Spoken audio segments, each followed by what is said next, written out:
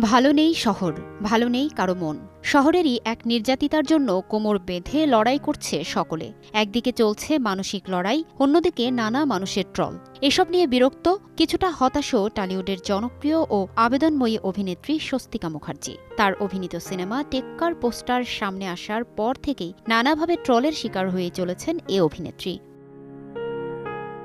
কলকাতার আরজিকর হাসপাতালে তরুণী চিকিৎসককে ধর্ষণের পর হত্যার ঘটনায় আন্দোলনের প্রথম থেকেই রাস্তায় নেমেছিলেন ভারতীয় এ অভিনেত্রী। দিনের পর দিন কাটিয়েছেন রাজপথে। শুধু তাই নয়, দুর্নীতির বিপক্ষেও তুলেছেন আওয়াজ। তবে যাই করেন না কেন, তাকে নিয়ে সমালোচনা যেন পিছুই ছাড়ছে না।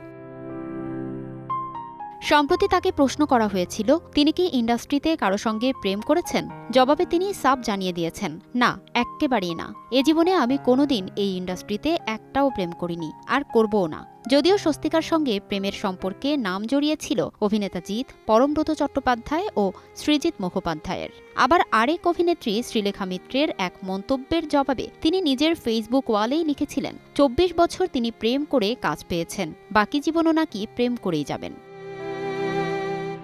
সম্প্রতি ওয়ালে তাকে জিজ্ঞেস করা হয়েছিল, ইন্ডাস্ট্রিতে আপনার বন্ধু আছে? উত্তরে তিনি বলেন, এত বন্ধু রয়েছে যে আমি গুণে শেষ করতে পারবো না। একটু থেমে এরপরই তিনি বলেন, সত্যি বলতে আমার কোনো বন্ধু নেই। বিভিন্ন সময় তাকে নিয়ে ট্রল করা প্রসঙ্গে তিনি বলেন, মাঝে মাঝে আমি এত কষ্ট পাই, মনে হয় মরে যাই। বেঁচে থেকে কি লাভ, এটাই মনে হয়।